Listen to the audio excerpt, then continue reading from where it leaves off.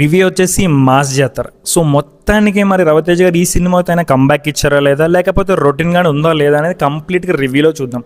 So దానికంటే ముందు నాది ఒక చిన్న రిక్వెస్ట్, ఛానల్ కానీ ఎవరైనా కొత్తగా వచ్చి ఉంటే డెఫినెట్గా సబ్స్క్రైబ్ చేసుకోండి. కంటెంట్ మీకు వాల్యుబుల్ అనిపిస్తే మీ ఫ్యామిలీ ఫ్రెండ్స్ అందరికీ షేర్ చేసేయండి.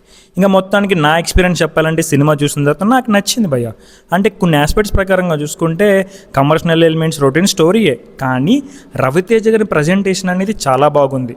అండ్ ఆయన ప్రీవియస్ ఫిలిమ్స్ చూసుకుంటే కొంచెం ఎక్కడో చోట డిసప్పాయింట్ చేసినాయి, కానీ ఈ ఫిలిం మిమ్మల్ని ఎక్కడ డిసప్పాయింట్ చేయదు. దట్స్ మై ప్రామిస్ అనమాట. మరి మొత్తానికి మీ టికెట్ వర్తా కాదంటే డెఫినెట్గా మీ టికెట్కి 100% వర్త్ అని చెప్తా. రవితేజ గారి సినిమాస్లో మనకు బాగా నచ్చింది ఆ హ్యూమర్. ఫస్ట్ హాఫ్ అంతా ఆ హ్యూమర్ని ప్రజెంట్ చేస్తూ మంచి మంచి ఫైట్ సీక్వెన్స్ తోటి, హీరోయిన్తో డ్రామా అదంతా కూడా బాగా ప్లేస్మెంట్ చేసుకుంటూ కొంచెం స్లోగా వెళ్ళినా కూడా ఒక టైం పాస్ వెళ్ళిపోతుంది. సెకండ్ హాఫ్ బిగిన్ తోటే మంచి ఎలివేషన్ పెడతారు మనకి. ఇంటర్వల్ బ్లాక్ అయితే అదిరిపోద్ది. ఇంకా సెకండ్ హాఫ్లో నుంచి వచ్చే కొన్ని యాక్షన్ సీక్వెన్స్, ఎలివేషన్స్ అనేవి, ఫైట్ సీక్వెన్స్, ఆ జాతరలో జరిగే సీన్స్ అనేసి అబ్సల్యూట్లీ బ్రిలియంట్గా అనిపించినాయి నాకు. డైరెక్టర్ గారు అయితే కంప్లీట్గా ఫిక్స్ అయ్యి కూర్చున్నారు.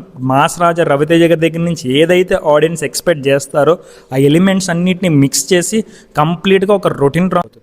మీరు డెఫినెట్గా థియేటర్లో ఎక్స్పీరియన్స్ చేయాల్సిన మంచి కమర్షియల్ ఫిలిం రైట్ నో మీకైతే థియేటర్స్లో ఉంది.